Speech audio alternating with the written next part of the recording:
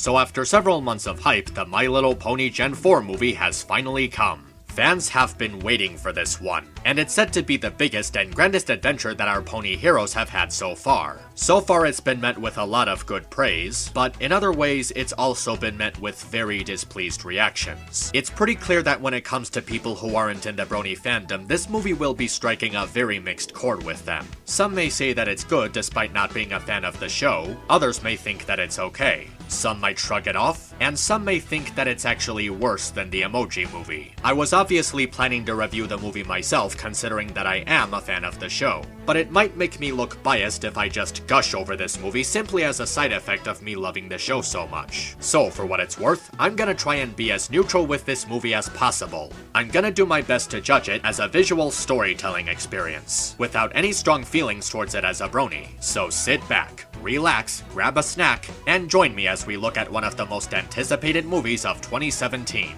To an extent. Let's take a look at My Little Pony the movie, and answer the question, how good is it?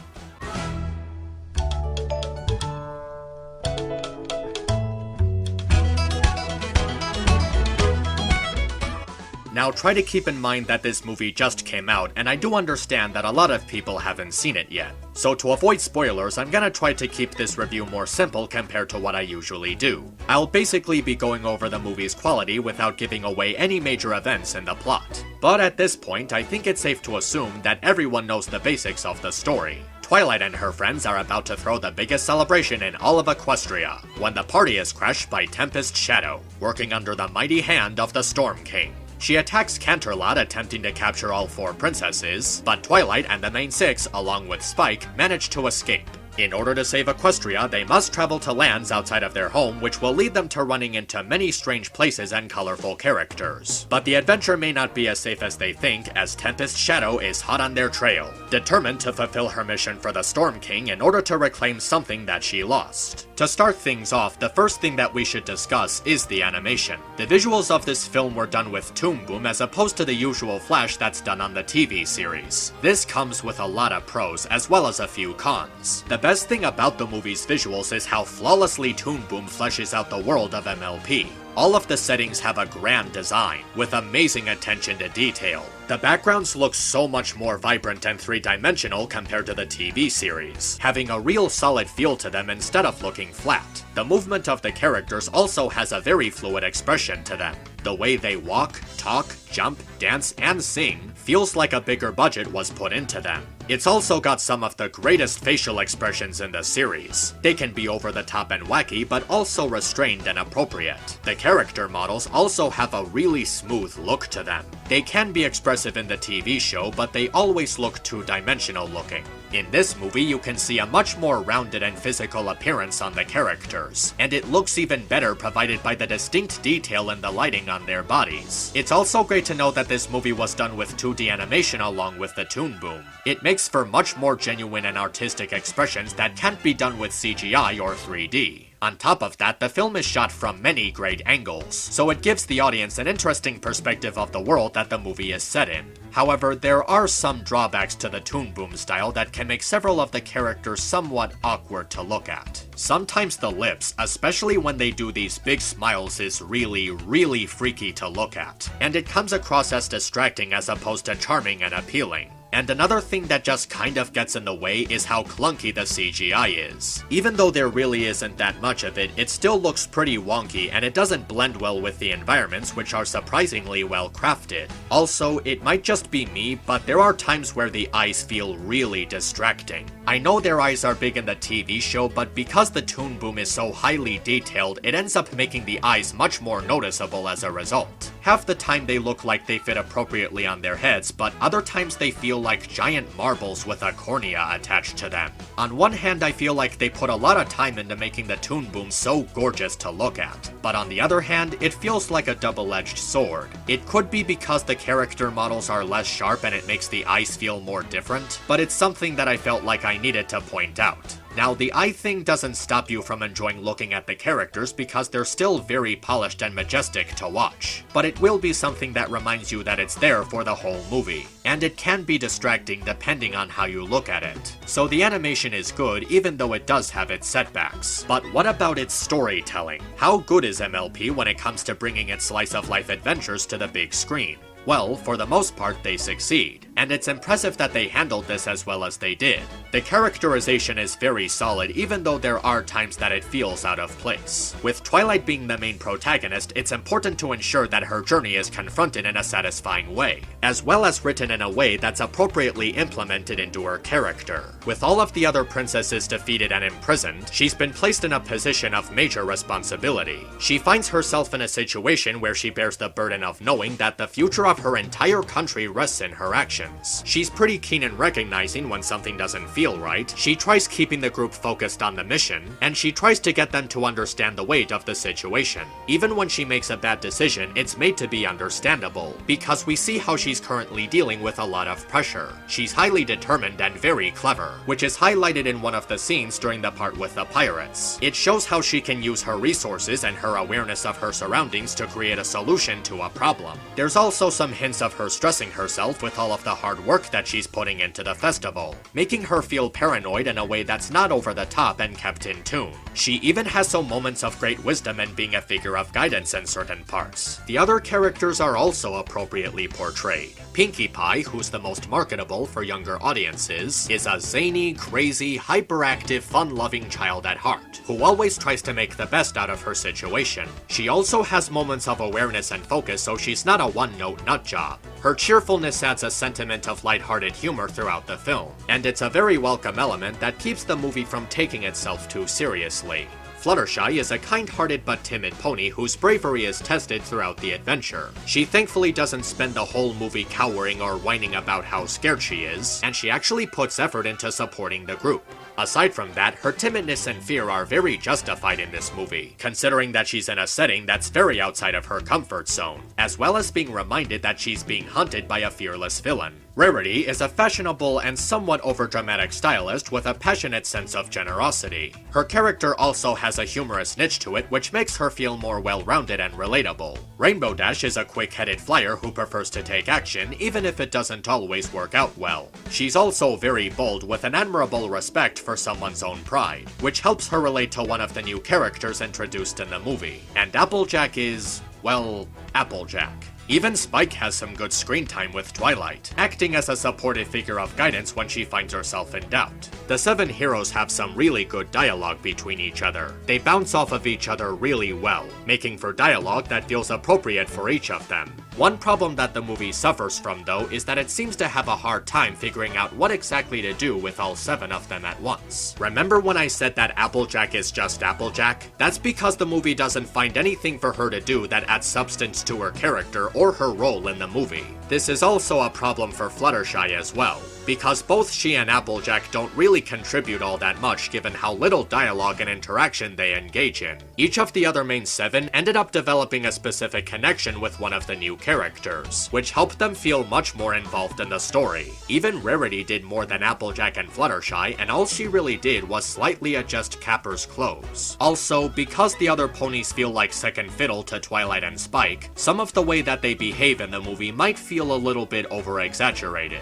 Megan McCarthy was the primary writer for this movie, and she was known only for writing episodes during the first 4 seasons of the show. Because of this, the story feels a lot like it was done without seasons 5, 6, and 7 in mind. It actually would have made sense to think of the movie as something that happened between seasons 4 and 5. It would explain McCarthy's looser understanding of the characters and how they developed in the last 3 seasons. Unfortunately, the film can't be seen as that since Starlight, Glimmer, and Trixie are seen together in brief cameos. Still, the way Pinkie Pie, Rainbow Dash, Rarity, Applejack, and Fluttershy behave don't grate, and it doesn't distract from the more important factors of the film. So it is possible to adjust to their characterization in the film. One of the biggest elements in the movie is the new characters that it introduces, all of whom are voiced by celebrities. I do have to be honest in saying that I'm not familiar with these celebrities all that much, but they do a great job providing the vocals for these new characters. Their voice acting is highly convincing, fitting very well with each of their distinct stylistic designs. The range and tone in their voice also adds more to their personalities, and all of them are especially talented singers, each of them maintaining a key that complements the instrumentals of their songs. They also bond with members of the main seven in a way that makes sense considering their backgrounds and their core personalities, so they come across as both a good foil and a fitting companion for each of them.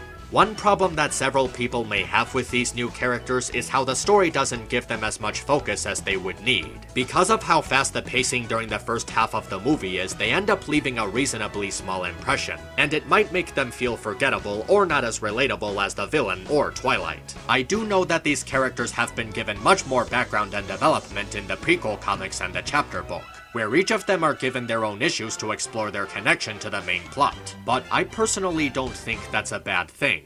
I feel the way the story's presentation is executed actually encourages people to check out the prequel content for themselves. It piques their curiosity of reading them to see why and how they crossed paths. And even though some things in the movie might feel like they were done without the prequel content in mind, there's still enough connection between them that helps them fit together. It's actually interesting how these new characters are compelling enough that it makes you want to see all of the side stuff that acts as smaller pieces to a bigger puzzle. As for the villains, they too have their strengths as well as their drawbacks. Tempest Shadow, who has quickly become one of my favorite villains in the series, is also my favorite character in this story, even putting my best pony feelings towards Pinkie Pie aside. As a villain, she's very competent and keen, always able to piece together what to do next in order to track down our heroes. She also has a real intimidating attitude that matches perfectly with her darker and more brooding design. A lot of people say that she's edgy, but she doesn't do anything grim, and there's no real gloom to her attitude or her actions, so she still manages to maintain a relatable side to her. And what helps to make her relatable is her backstory. I can't exactly say what happens to her, but I can say that it's shown in a way that elaborates how she feels about how she was treated. We see how it affected her, and unlike Starlight Glimmer's backstory, there's more of an explanation as to how she grew to distance herself from others. This, combined with her presence in the movie overall, makes for a great obstacle for the good guys to overcome, and she really ends up stealing the show in each scene that she's in. The drawback to the villain aspect of the movie actually comes from the Storm King and Grubber. Grubber doesn't really do much in the movie as he just follows Tempest around making occasional witty and gullible remarks. And he also kind of just disappears from the story entirely during the third act. It would have been better for the movie to further establish his relationship with Tempest and why she allows him to follow her around, like in the comics and the books, which would have added to his role in the movie being more than just minimal comic relief. As for the Storm King, he really doesn't make much of an impact. He ends up playing second fiddle to Tempest, which is a problem since he's supposed to be the main protagonist of the story. He doesn't even really do anything until the last 20 minutes, which is really late for him to start making an impact. His personality does have a good sentiment to it. They give him a silly behavior to work with along with his brooding lust for power, which prevents him from being one note. While it is entertaining to see him act out a more gullible side while still being threatening, it still ends up happening way too late, which makes his presence feel very short-lived. The story itself has some really good stuff in it, even though it feels mostly straightforward with its premise. As I said earlier, the pacing during the first half feels really fast, which makes it difficult to establish several of these new characters, and unfortunately, it does lead into a few plot holes. Despite this though, it still manages to keep a solid sense of tone. It has an adventurous feel to it which makes the story feel unique as a theatrical experience. Because of the huge scope and setting, it feels like something that can't be done with the television series. Even if it's not as epic as we might have had in mind, it still has a sense of excitement to it. It even manages to have some good dramatic weight to it. There's a scene where one of the main seven gets into an argument with one of the others, and it's done in a way that feels earned. It doesn't come across as going too far, and it's done in a way that doesn't feel out of character as they're scolding each other. The way the story is laid out beforehand makes it so that their frustration is justified, and the choices that led to the argument is understandable, Both sides make good points to each other, so neither of them are in the wrong. It's only when one of them loses their temper that makes them realize that they were making the wrong choices. The pacing during the second half of the film also feels much more steady. The events happen more progressively instead of being too fast, which makes the build-up to the climax feel natural. And each of the new characters are given a better range of screen time during this half, which helps the story overall tie together in the end. The backstory concerning the sea ponies also ends up playing a much bigger part in the film, and it helps add to the story instead of just being something they try to fit in as a plot device. The comedy is a present quality in the film too, and it's surprisingly very effective. Instead of just having pointless gags in it to entertain small children, there's actually plenty of jokes that fit into the story. Several of them even have meaning as they help to drive the story forward, and the way that all of these jokes are timed, paced, and delivered helps to make them funnier to watch. The world building is an especially interesting aspect, as it manages to add more content to the series than any episode has done in one sitting.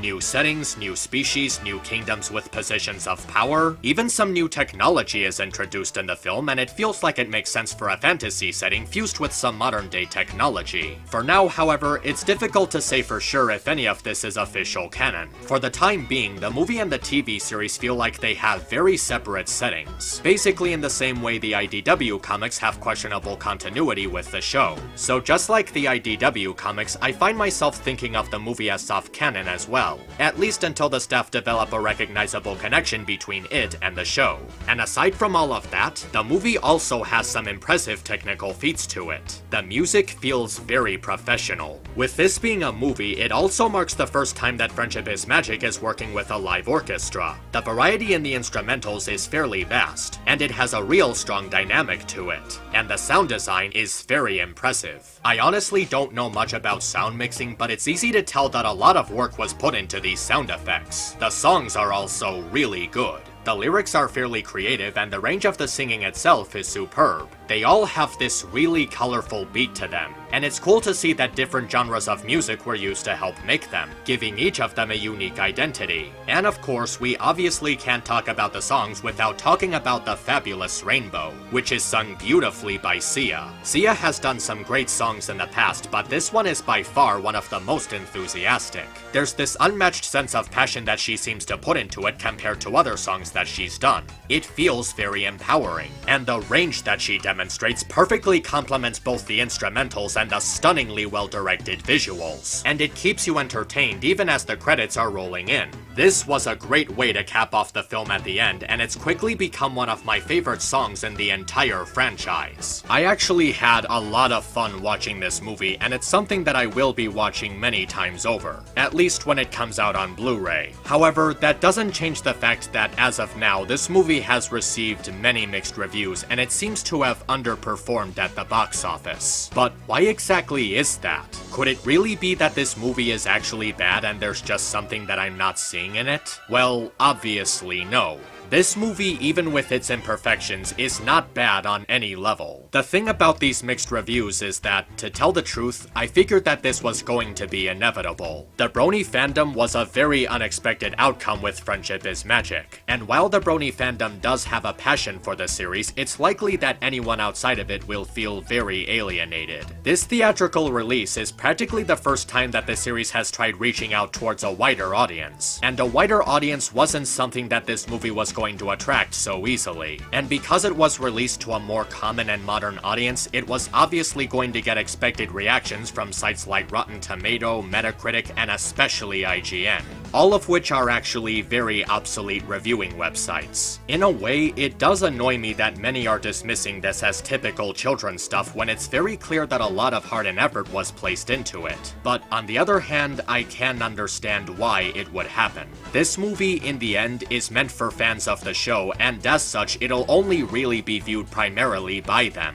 And I don't think that this movie will win people over who aren't fans of the show. I've heard that some people who aren't fans of the show liked this movie, but it's obviously not going to be all of them. However, considering that small glimmer of hope and positive reception from those people, I will say that this movie just might be a good introduction to the series. If someone isn't a brony but fairly minded, I imagine that if they saw this movie with an unbiased mindset, they would see the good qualities within it. So with all that in mind, it's time to answer the main question. How good is My Little Pony the movie? The answer is that it's good, but maybe it wasn't good enough. With this being a feature-length film released in cinemas, it's clear that this adventure was trying to go for a grand scale, but the movie might have ended up shooting too high or not high enough. It does have flaws like the complicated pacing, some questionable characterization, noticeable oddities in the visuals, and the lack of background on these newer characters from the perspective of the film itself. Again, having much more detail given to them in the prequel content. However, it would be wrong to undermine the talent and passion that went into its creation. I mean, look at the name of this movie. My Little Pony the movie. This is a movie that's a lot better than it has any right to be.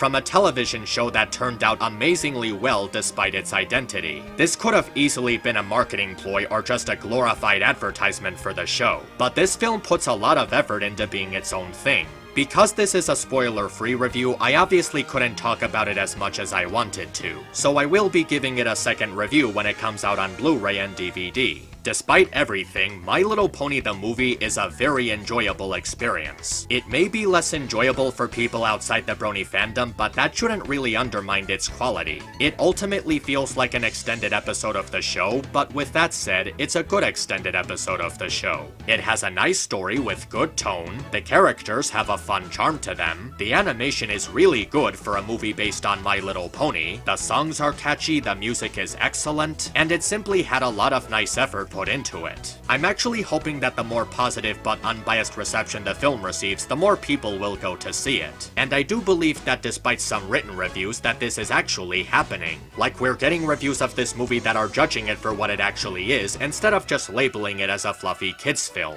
I would deeply appreciate it because this is a movie that at the very least deserves a chance. A movie that tries to do something different compared to what we normally get from Hollywood these days. Shitty sequels, forced remakes, bad movies that try to market themselves by casting a popular actor, and effortless CGI that only cares about making a quick buck.